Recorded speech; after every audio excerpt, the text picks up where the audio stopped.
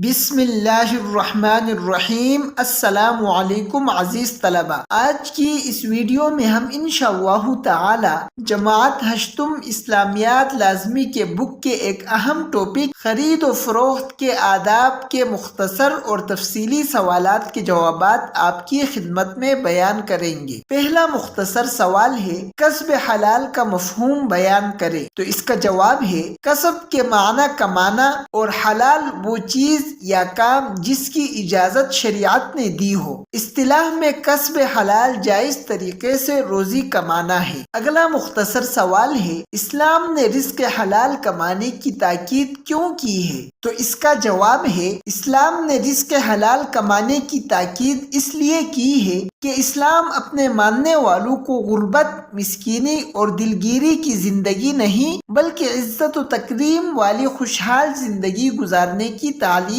دیتا ہے۔ اگلا مختصر سوال ہے، ذخیرہ اندوزی کے 3 نقصانات بیان کریں۔ تو اس کا جواب ہے، ذخیرہ اندوزی کے 3 نقصانات درج ذیل ہیں۔ نمبر 1، وقت پر لوگوں کو مناسب قیمت پر ضرورت کی اشیاء میسر نہیں ہوتی۔ نمبر 2، ذخیرہ اندوزی سے معاشرے میں بے چینی اور ناہمواری پیدا ہوتی ہے۔ نمبر 3، ذخیرہ اندوزی سے لوگ ناجائز فائدہ اٹھا کر دوسروں کا حق مار لیتے ہیں۔ اگلا مختصر سوال ہے، جھوٹ بول کر مال بیچنے والے تاجر کی مذمت کیسے کی گئی ہے؟ تو اس کا جواب ہے، نبی پاک صلی اللہ علیہ وسلم نے فرمایا، قیامت کے دن اللہ تعالیٰ ان سے بات نہیں کرے گا جو جھوٹی قسم کے ذریعے اپنے سامان کی مانگ بڑھاتا ہے۔ اگلا مختصر سوال ہے، لین دین کا پیمانہ ایک رکھنے کی کیا اہمیت ہے؟ تو اس کا جواب ہے، اسلامی آداب تجارت اور لین دین پر عمل کر کے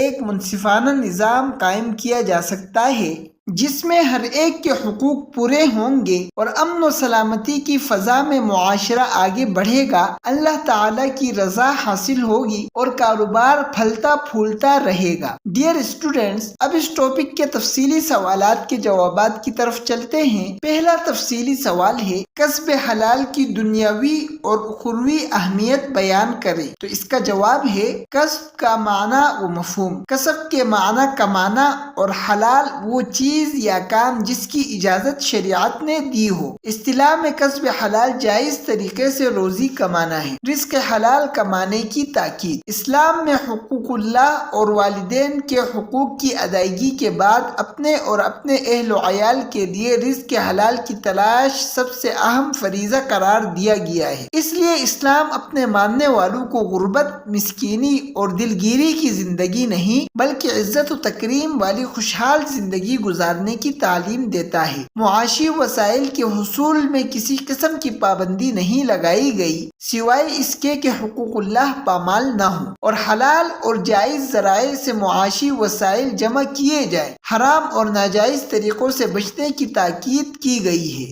ہاتھ سے کمانے والے کے لیے فضیلت۔ نبی کریم صلی اللہ علیہ وسلم نے ہاتھ سے کمانے اور محنت کرنے والے کی فضیلت بیان فرمائی ہے اور اسے اللہ کا دوست قرار دیا ہے۔ اس سے زیادہ انسان کی فضیلت اور کیا ہوگی کہ انسان کو اللہ تعالیٰ کی قربت نصیب ہو جائے۔ جھوٹ بول کر مال بیچنے والے تاجر کی مذمت۔ آپ صلی اللہ علیہ وسلم نے فرمایا، قیامت کے دن اللہ تعالیٰ ان سے بات نہیں کرے گا جو جھوٹی قسم کے ذریعے اپنے سامان کی مانگ بڑھاتا ہے۔ مذکورہ حدیث سے یہ بات واضح ہو جاتی ہے کہ جو شخص جھوٹ، فریب، دھوکے اور عہد شکنی سے کام لے کر کاروبار کرتا ہے وہ دراصل دوسرے لوگوں کا حق مار رہا ہوتا ہے اور اللہ تعالیٰ کو یہ پسند نہیں کہ کوئی شخص اپنے فائدے کے لیے کسی دوسرے انسان کا حق مارے اور اسے نقصان پہنچائے۔ دوسرا تفصیلی سوال ہے، حلال کاروبار کے 5 اہم آداب احادیث مبارکہ کی روشنی میں لکھیں۔ تو اس کا جواب ہے،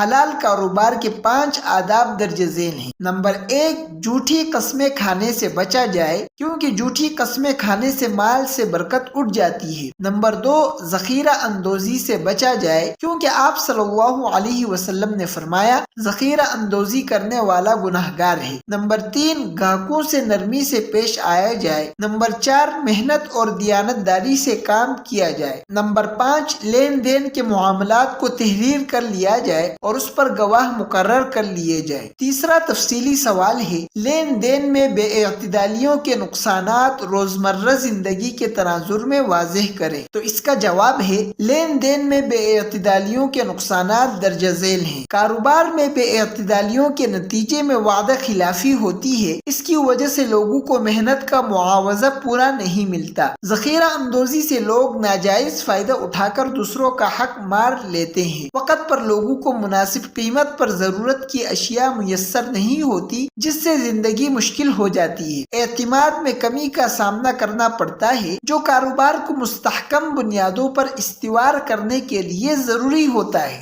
مال سے برکت اٹھ جاتی ہے اور لوگوں کے حقوق کی پامالی کے نتیجے میں اللہ تعالیٰ کی ناراضی کا سامنا کرنا پڑتا ہے۔ عزیز طلبہ، آج کی اس ویڈیو میں خرید و فروخت کے آداب کے مختصر اور تفصیلی سوالات کے جوابات آپ کی خدمت میں بیان کیے جا چکے ہیں۔ اس ویڈیو میں کچھ سمجھ نہ آیا ہو یا اس حوالے سے کوئی بھی سوال ہو تو کمنٹ باکس میں کیجئے گا، انشاءاللہ تعالی اس کا جواب دیا جائے گا۔ تب تک کے لیے ہمیں اجازت دیجیے، ملتے ہیں اگلی ویڈیو میں۔ اللہ حافظ۔